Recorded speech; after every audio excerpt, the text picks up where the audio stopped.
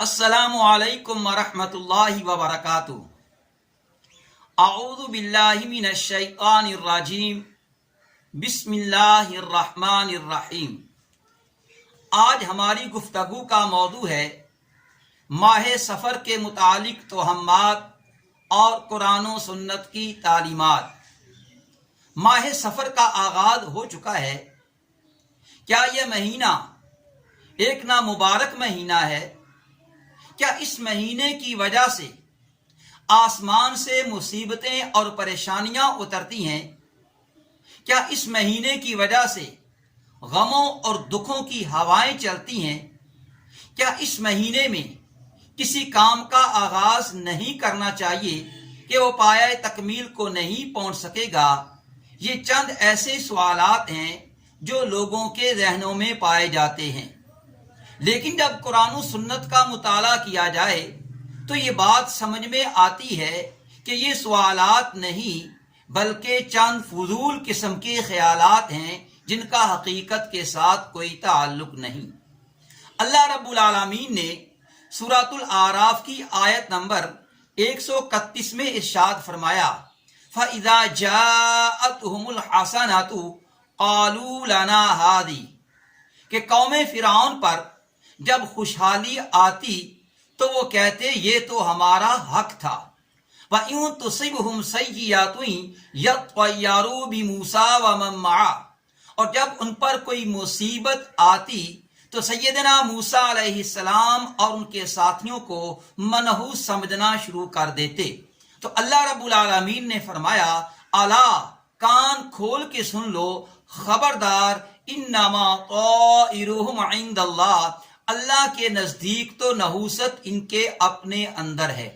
اسی طرح سورہ نمل کی آیت نمبر 47 میں اللہ رب العالمین نے ارشاد فرمایا کہ جب حضرت صالح علیہ السلام کو قوم ثمود کی طرف پیغمبر بنا کے بھیجا گیا تو قوم ثمود نے یہی بات کہی، قالوا طیرنا بکا وبمن معک کہ ہم تجھے اور تیرے ساتھیوں کو منحوس سمجھتے ہیں۔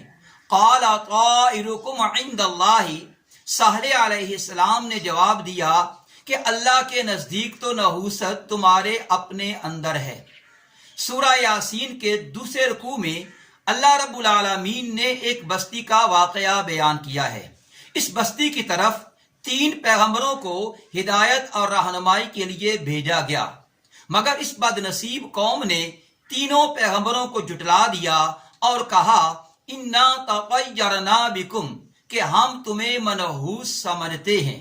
تو اللہ کے پیغمبروں نے جواب دیا، طائرکم معکم کہ تمہاری نحوست تو تمہارے اپنے ساتھ ہے۔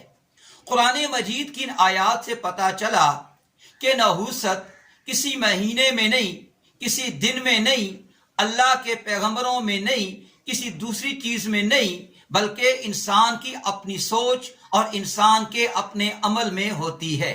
تو انسان کو اپنی سوچ اور اپنا عمل ٹھیک کرنا چاہیے۔ اور صحیح بخاری میں واضح حدیث ہے، حدیث نمبر 5757 میں اللہ کے محبوب پیغمبر محمد رسول اللہ صلی اللہ علیہ وآلہ وسلم نے ارشاد فرمایا، لا عدوى ولا طیرۃ ولا ہامۃ ولا سفر کہ اللہ کی مرضی کے بغیر کوئی بیماری متعدی بیماری نہیں ہے، کوئی پرندہ منحوس نہیں ہے، کوئی چیز منحوس نہیں ہے، اور نہ ہی سفر کا مہینہ منحوس ہے۔ اور صحیح بخاری کی حدیث نمبر 4826 میں ہے کہ اللہ کے رسول صلی اللہ علیہ وآلہ وسلم نے ارشاد فرمایا، یؤذین ابن آدم کہ آدم کا بیٹا مجھے تکلیف پہنچاتا ہے، یا سب الدہر جب وہ زمانے کو گالی دیتا ہے، وَأَنَا الدَّهْرُ حالانکہ زمانہ تو میں خود ہوں، بِيَدِ الْأَمْرُ سارے معاملات میرے اختیار میں ہیں، اُقَلِّبُ اللَّيْلَ وَالنَّهَارَ رات اور دن کو میں ہی بدلتا ہوں۔ جہاں تک مصیبتوں کے آنے کا تعلق ہے، اللہ رب العالمین نے سورۃ التوبہ کی آیت نمبر 51 میں اپنے محبوب پیغمبر محمد رسول اللہ صلی اللہ علیہ وآلہ وسلم کو حکم دیا کہ آپ اپنی زبان مبارک سے اس بات کا اظہار کر دیں لن یصیبنا الا ما کتب اللہ لنا، کہ ہم پر کوئی مصیبت اس وقت تک نہیں آ سکتی جب تک وہ مصیبت اللہ نے ہمارے مقدر میں نہ لکھی ہو۔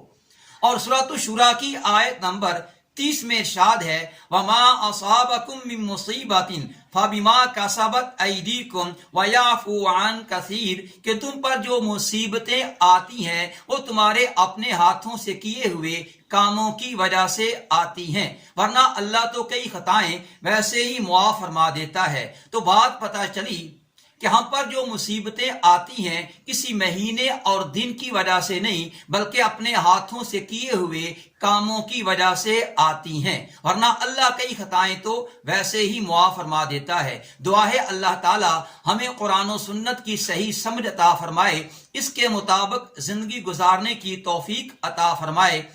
اللہ رب العالمین تمام اہل ایمان کی جان و مال، عزت و آبرو اور دین و ایمان کی حفاظت فرمائے، آمین۔ وآخر دعوانا ان الحمد للہ رب العالمین۔